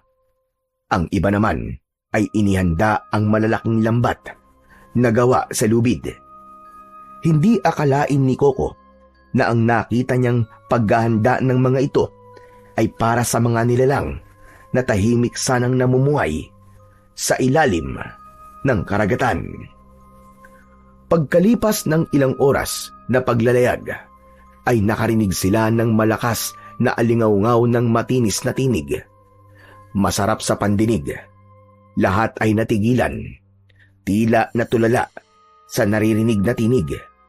Gulat na naramdaman ni Koko ang paglabas ng mutya sa kanyang bulsa at lumutang yun sa kanyang harapan. Kumikislap na kulay berdeng liwanag na agad na nakita ni Dingdong. Ikaw?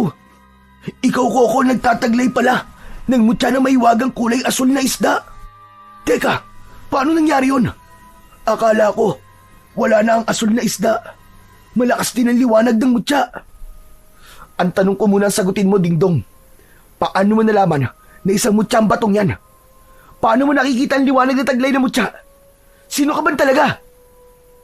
Magpapaliwanag ako sa'yo, Koko. Sapat na ang pagliwanag na nakikita mo ang kapangyarihang bumabalot sa mutya ko. Ako lang at ang mga nilalang na nakatira sa tubig ang nakakakita sa liwanag na taglay ng mutya. Kaya natitiyak kong hindi ka isang ordinaryong tao. Kung ganun, totoo ang sinasabi ni tatay. Hindi kagad nakapagsalita si Dingdong. Napatungo ito at lumikot ang mga mata. Bakas ang pag-aalala na baka hindi matanggap ng kaibigan ang kanyang paliwanag. Tama ka, Koko. Nabiyag ako ni Mang Ramon ng gabing iniligtas kita sa kamay ni Reyna Alena. Ikaw ang gusto niyang makuha para sa kanyang pangalawang asawa. Balak niyang magparami ng lahi sa pamamagitan ng halik ng isang ordinaryong tao. Alam niya rin na ikaw ang itinakda para pumatay sa kanya. Ngunit hindi ko alam na ikaw pala ang pinili ni Asul. Natitiyak kong ikaw nga ang matagal na naming hinihintay. Ang binatang tatapos sa Reyna. Kung ganon, isa ka ring magindara, Dingdong. Nabibilang ako sa mga Shokoy, ang bantay ng dagat na unti-unting sinisira ng tatay mo. Kapag natuloy ang digmaan, mauubos at masisira ang kanilang tirahan. Pati mga koral ay madadamay rin. Yun ang layunin ni Alena. Sirain ang tirahan ng mga Shokoy na kumakalaban sa kanyang pamumuno. Akala ko ba nasa ilalim ng hipnotismo si tatay? Paano malalagay sa panganib ang ama ko? Ang hipnotismong ginagamit sa kanya ay pagnanais na makipaglaban sa mga aswang na Magindara. Paglalaruan sila ng mga sirena bago sila papatayin. Yun ang epekto ng itim na kapangyarihan. Balak nilang gamitin ang mga sandata para sirain ang bahay ng mga mabubuting sirena. Kaya't nakikiusap ako sa iyo, Koko. Tulungan mo ko. Ang ibig mo bang sabihin, gagamitin ng Reyna ang hipnotismo para buhayin ang pagnanasa ng aking ama na gumawa ng pagkakamali sa pamamagitan ng paghahanap ng mga Magindara para ibenta sa mga tao na bibili sa mga nilalang? Sasamantalahin niya ang pagkakataon para makagawa ng kasalanan si tatay. Kung ganun, kailangan ko talaga silang pigilan. Hindi sila maaaring magtagumpay. Oo, yun ang tunay na layunin ng Reyna. Ang gumawa ng masama ang tatay mo. Para silang hari ng kadiliman na tinutokso ang mga tao para manira ng tirahan ng mga sirena na hindi naman masasamang nilalang. Kapag nagtagumpay siya, marami ang mamamatay. Ang tahanan na gusto niyang sirain ay ang tirahan ng pamilya ko. Kaya't nakikiusap ako. Tulungan mo ko, Koko. Kailangan mapigilan natin si Mang Ramon. Ngunit huli na, nagsimula na ang pagpapaputok sa isang bahagi ng dagat. Habang ang mga nakalitaw na ulo ng mga aswang na Magindara ay nakatingin lamang sa ginagawa ni Mang Ramon. Isang bahagi lamang ng dagat ang pinapaulanan ng mga lantaka ng kanyang ama. Mabilis na tumalon sa tubig si Dingdong para sagipin ang pamilya nitong inaatake ng kanyon ng kanyang ama. Habang si Coco naman ay mabilis na kinuha sa ere ang nakalutang na bato, pati ang kanyang punyal. Pinigilan niya ang kanyang ama sa pamamagitan ng paghiwa sa braso ng mga ito. Sa ganung paraan, magigising ang kanyang ama sa pagkakahipnotismo ng mga Magindara. Tay, patawarin niyo po ako. Kailangan ko po itong gawin. Isang malakas na paghiwa sa braso nito ang ginawa ni Coco. Napasigaw ang kanyang ama dahil sa sakit. Galit na nasapo ng palad nito ang sugat sa braso habang umaagos ang masaganang dugo sa balat nito. Nagawa niyang mabawi ang diwa ni Mang Ramon mula sa hipnotismo ng Reyna. Anong ginawa mo, Coco? Bakit mo ko sinugatan? Pambihira ka, ho! Tay, nawawala po kayo sa sarili niyo. Maniwala kayo. Ito lamang po naisip kong paraan para mawala ang hipnotismo sa inyo ng mga nilalang na nakatira sa tubig. Tay, itigil niyo na po ang pagpapasabog sa lantaka. Agad na nakabawi sa pagkabigla si Mang Ramon at tila natauhan ito. Malakas itong napasigaw sa mga tauhan para pigilan ang mga ito sa pagpapasabog ng lantaka sa karagatan. Ngunit hindi tumitigil ang mga ito. Kaya naman, wala na rin ibang paraan kundi ang sugatan ang mga tauhan ng kanyang ama sa braso. Tay, kayo na po ang bahala rito. Kahit ano po mangyari, patigilin niyo po sila. Teka, sandali lang anak. Sandali lang. Saan ka mapupunta? Meron lang po akong kailangan tapusin, Tay. Gawin niyo na po ang mga sinabi ko. Sige na po, bilisan niyo po. Isang mabilis na pagbuwelo ng takbo ang ginawa ni Coco. Saka siya nagdesisyon na tumalon mula sa balangay papunta sa tubig. Kailangan niyang sundan ang kaibigan. Hindi na rin siya napigilan ng kanyang ama. Saktong pagbagsak niya sa tubig ay sabay-sabay na umatake sa kanya ang mga kalaban. Kitang-kita niya ang paglitaw ng Reyna ng mga Magindara. Ang anyo nito ay isang napakagandang babae mula sa baywang paitaas. May balat na kumikislap na tila may bahid ng perlas. Ang kanyang mga mata ay asul at luntian. Kumikislap na parang dubig dagat sa ilalim ng buwan. Ang buhok ay mahaba at umaalon na parang alon sa dagat. Maitim na may kumikislap pa na bughaw at berde kapag tinatamaan ng liwanag ng sikat ng buwan. Ang buntot naman mula sa bewang pababa ay may makukulay na bughaw, luntian at pilak na kaliskis. Tila sumisinag ng liwanag ng dagat tuwing ito ay gumagalaw. Ngunit kapansin-pansin ang koronang gawa sa korales, kabibe at hiyas mula sa kailaliman ng dagat. Merong mga suot na alahas na gawa sa perlas. Hanggang sa nagsimula na itong umawit. Isang tinig na nakakabighani, ngunit nakakapinsala. Nagagawang akitin at bihagin ang sinumang makakarinig. Napalingon si Coco sa gawi ng balangay. Pero dahil sa sugat ng mga ito sa braso, ay wala ng epekto ang tinig sa kanyang ama. Hindi rin tinatablan ng kapangyarihan ng tinig si Coco dahil sa taglay niyang mutya. Kaya lang, kasabay ng pagkanta ni Alena, umangat ang naglalakihan na alon na parabang nakokontrol nito ang tubig. Itigil mo ang pagpapalaki ng mga alon! Sumuko ka na! Kung ayaw mong tapusin ko ang buhay mo, kasama ng mga halimaw mong alagad! Sa wakas, bumaba ka rin sa tubig. Talaga palang, hindi ka tinatabla ng kapangyarihan ko. Pero ngayon, hindi ka na makakatakas. Mapapasakin ka na. Hindi! Hayop ka! Hindi ako mapupunta sa'yo! Ikaw ang hindi makakatakas sa akin! Sinisigurado ko yan! Marami ka ng pinatay na mga kababaryo ko. Ang dapat sa'yo ay mamatay at sunugin sa impyerno! Malakas ang loob mong lumaban sa akin, binata. Para sa akin, ay isa ka lang isdang dilis na kayang-kaya kong kainin ng buhay. Gusto mo bang unahin na kitang patayin? Mayabang ka! Hindi yan sinasabi! Ginagawa yan! Sige! Gawin mo! Mabilis na lumangoy ang reyna ng mga Magindara papunta sa kinaroroonan ng binatang si Coco. Agad itong lumitaw sa kanyang harapan at nagawa nitong kalmutin siya nang matutulis nitong mga kuko sa kanyang dibdib. Lumubog siya sa tubig. Naramdaman niya ang paghapdi ng kanyang sugat. Ngunit biglang naghilom ang kanyang sugat. Paglitaw niya sa ibabaw, ay nakita niya ang kaibigan niyang si Dingdong.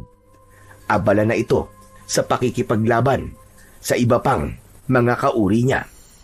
Kitang-kita niyang nagkaroon ng palikpik, kaliskis at sandatang sibat si Dingdong. Ngunit nasugatan ang kanyang kaibigan, habang si Coco naman ay naramdaman ang paggapang ng mga kaliskis ng isda sa kanyang balat.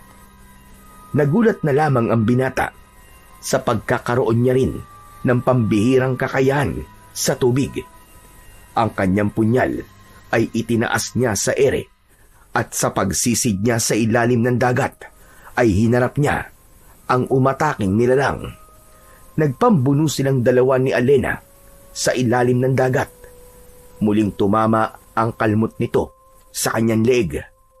Ngunit kagaya ng nangyari kanina, naghilom yun na parabang mas lalong nadadagdagan ang kanyang kapangyarihan. Gumanti siya rito ng isang saksak sa tagiliran. Bumulwak ang dugo mula sa sugat nito.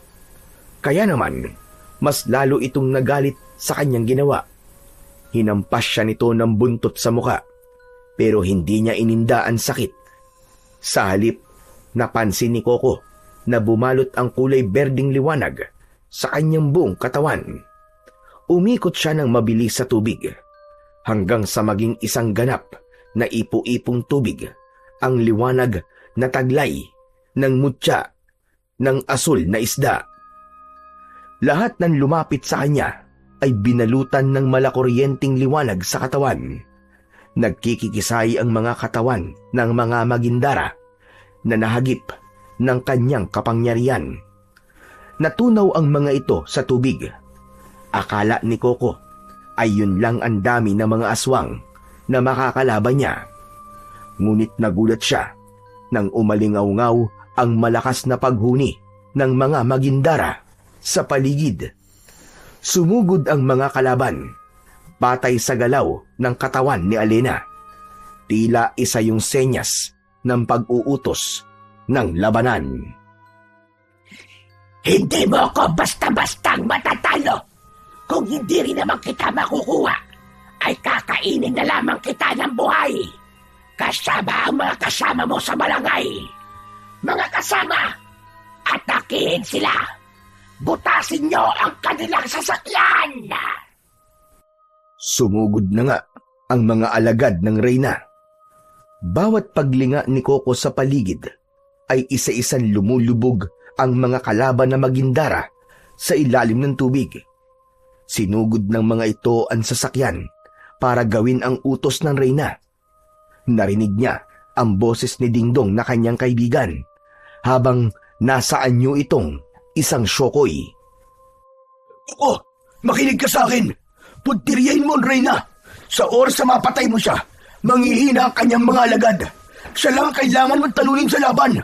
Kumilos ka na, bago pa nila masira ang balangay ng iyong ama. Sige na, bilisan mo! Muling nakipaglaban si Dingdong sa mga magindarang aswang sa pamamagitan ng sandata nitong sibat na gawa sa matigas na koral. Bawat hampas ng sandata ng kanyang kaibigan ay nakikita niya ang pagbulwak ng dugo ng mga kalaban nito sa tubig. Habang si Coco naman ay hinarap ang papalapit na si Alena. Isang malakas na pagbigwas ng buntot ang tumama sa muka ni Coco. Tumalsik siya at lumubog sa tubig. Pagkatapos ay sinundan siya ng pagsaksak ng palikpik nito sa kanyang braso.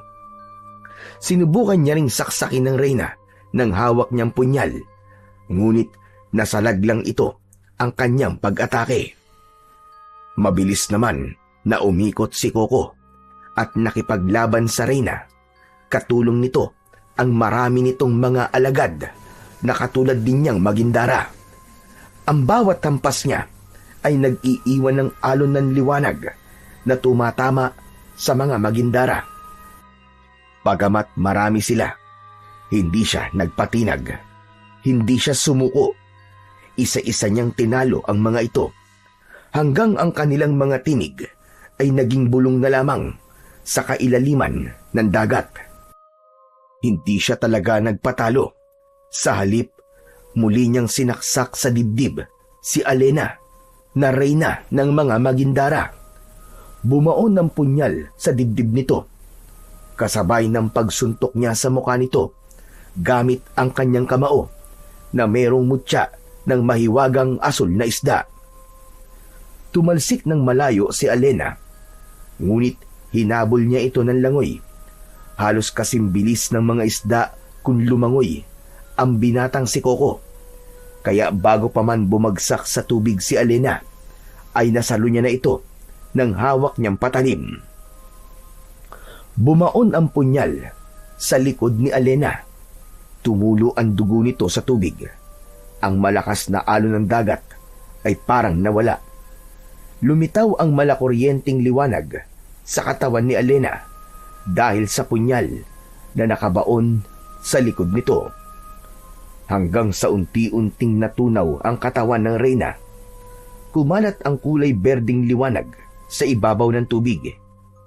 Lahat ng tamaan ng liwanag, maliban kay Dingdong, ay lumulutang sa tubig, habang bumubula ang bibig na animo ay nalalason.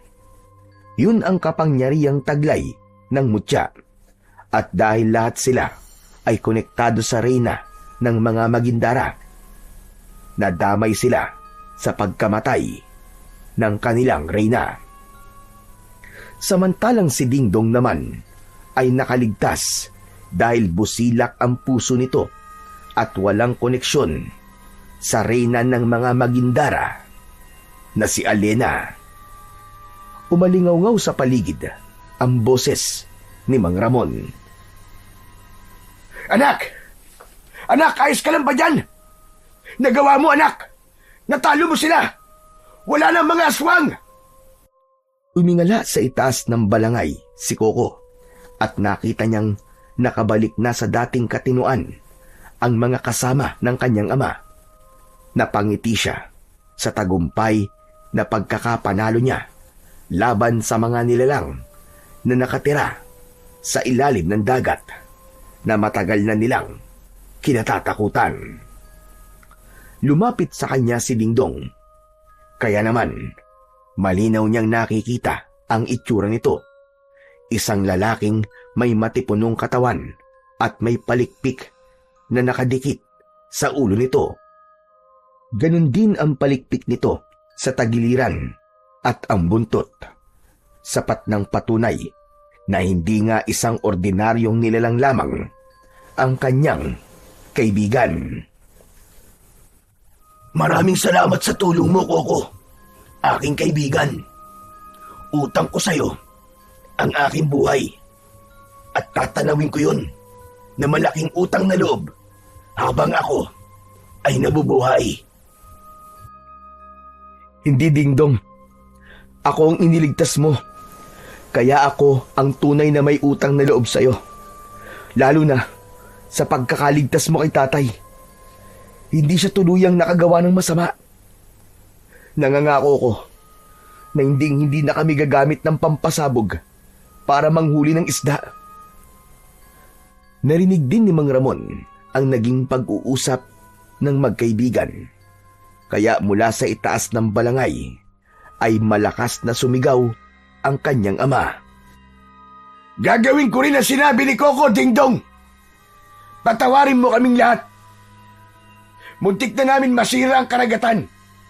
Ipinapangako namin na hindi na kami gagamit ng mga pampasabog para manghuli ng isda at hindi na muling mag-aangad ng labis sa aming mga kinikita. Sa halip, magiging katuwang mo kami sa pangangalaga sa buong karagatan. Umaasa po ko na tutupad kayo sa pangako niyo, Mang Ramon. Para po sa ikakabalanse at kaligtasan ng lahat at ng kalikasan. Nang hindi na po maulit at magkaroon ng paggambala ng mga aswang na Magindara. Marami po salamat. Paano, kaibigan? Kailangan ko nang umalis. Hanggang sa muli nating pagkikita. Huwag kang mag-alala.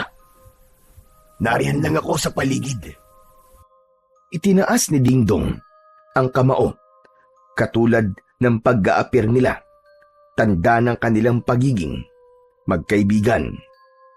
Saka ito lumangoy, papalayo sa kanyang kinaroroonan. Iwinagayway muna ni Dingdong ang kamay nito bilang tanda ng pamamaalam. Saka lumubog na ito sa tubig. Si Mang Ramon naman ay nagbaba na ng hagdan na gawa sa lubid. Saka lamang umakyat sa itaas ng balangay ang kanyang anak na si Coco. Kusang nawala ang liwanag sa kanyang katawan.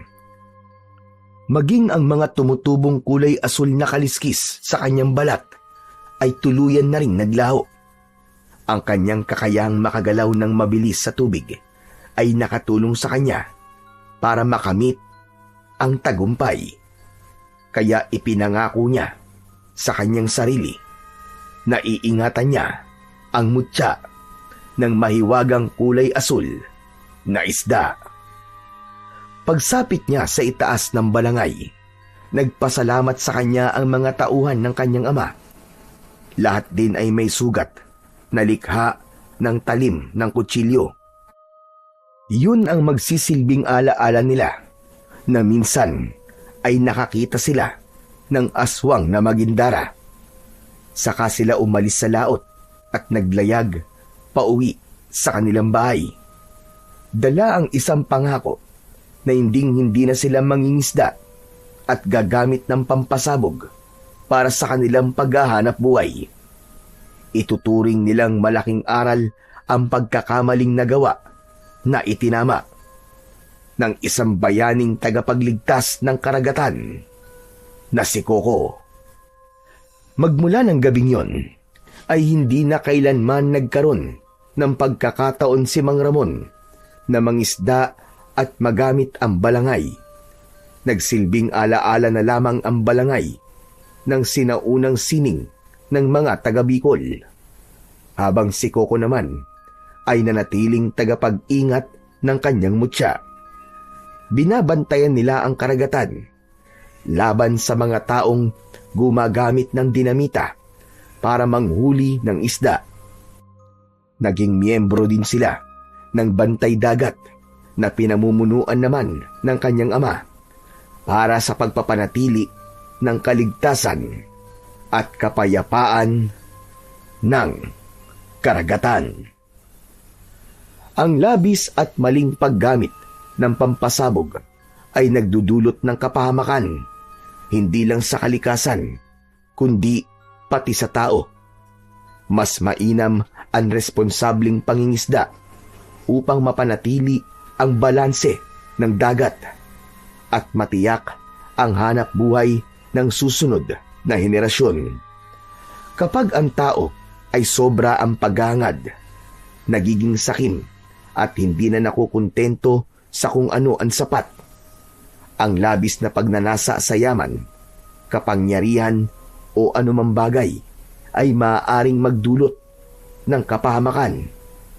Maaaring masira ang kalikasan, masaktan ang kapwa o mawalan ng tunay na katahimikan. Dahil ang kasakiman ay parang tubig alat sa dagat. Kahit gaano karami ang inumin, mas lalo lamang tayong mauuhaw. Samantalang ang pagiging kontento sa kung ano ang meron ay magdadala naman sa atin ng kapayapaan, kaligayahan at mas matibay na ugnayan sa kapwa. Ang tunay na kayamanan ay hindi nasusukat sa dami ng ating nakukuha, kundi sa kakayahan nating makontento at pahalagahan ang mga biyayang ipinagkaloob sa atin ng Diyos na lumikha.